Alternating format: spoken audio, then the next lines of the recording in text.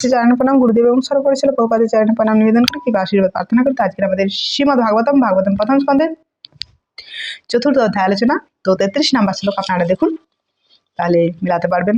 তম বিজ্ঞায় সহসা পুত্তর্থায় গতম মুনি পূজায় মশ বিধিবৎ পূর্জিত নারদম সুরপূর্জিতম। অনুবাদ: সে নারদ মুনির শুভ আগমনে ছিল ব্যাসদেব শ্রদ্ধা সহকারে উঠে দাঁড়িয়ে সৃষ্টিকর্তা ব্রহ্মাকে যেভাবে সম্মান প্রদর্শন করা হয় ঠিক সেভাবে অভ্যর্থনা করেছিলেন।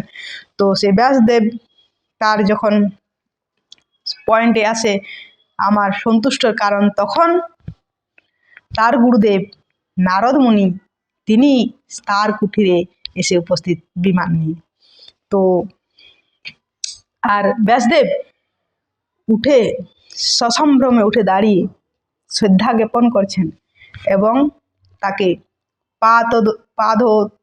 তারপরে পাদ্য অর্ঘ্য ভোগ নিবেদন সেভাবে পূজা করেছেন। এখানে বলছে পূজিতম বিধিবৎ, বিধি সহকারে ভগবানকে যেভাবে পূজা করা হয় গুরুদেবকে সেইভাবে পূজা করানো। এখানে বলছেন দেবতারা যেভাবে সৃষ্টিকর্তা ব্রহ্মাকে পূজা করেন তো ঠিক সেইভাবে ব্যাসদেব তিনি তার গুরুদেবকে পূজা করলেন এবং শ্রদ্ধা জ্ঞাপন করলেন। তো এখানে আমাদের সুত গোস্বামী বর্ণনা অত্যন্ত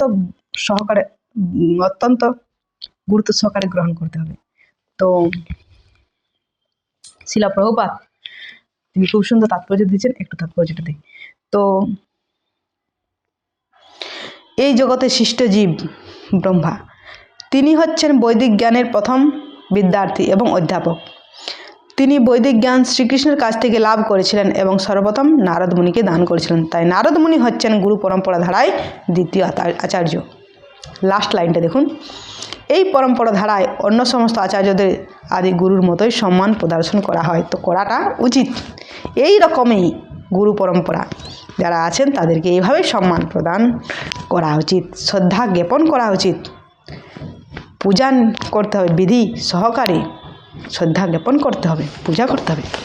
তো শিলা প্রভুপাদ তিনি যখন প্রচারে যেতেন এবং যখন বিমানবন্দর থেকে আসতেন ভক্তরা তার জন্য গাড়ি নিয়ে যেতেন এবং প্রভুপাদ আসতে লেট, তখন তারা খুব নৃত্য কীর্তন করতেন, প্রভুপাদের জন্য ওয়েট করতেন, প্রভুপাদকে শ্রদ্ধা জ্ঞাপন করার জন্য। তো সাংবাদিক থেকে একদম সাধারণ লোক পর্যন্ত দেখে একদম তাজ্জব হয়ে যেত, আশ্চর্য হয়ে যেত, আরে কে এত বড় সম্মান, নেতা মন্ত্রীরা এত বড় সম্মান পায় না। তো প্রভুপাদের সামনে গিয়ে তিনি সেই দিয়ে বলতেন, আপনি কে, আপনাকে এত বড় সম্মান দেওয়া হয়? প্রভুপাদ এবার উত্তর দিচ্ছেন যে ভগবান কৃষ্ণ তিনি কুরুক্ষেত্রের মাঠে সোনার রথে তিনি ভক্তিশাস্ত্রী করেছেন, প্রচার করেছেন, আর আমার শিষ্যরা তো অত ধনী না, তো লোহার গাড়ি দিচ্ছে, আমি তাতেই সন্তুষ্ট। তো এরকম তখন আবার হ্যাঁ কি বলছেন, তখন এরকম। তো গুরুদেবকে সেইভাবেই পূজা নিবেদন করতে হয়। তো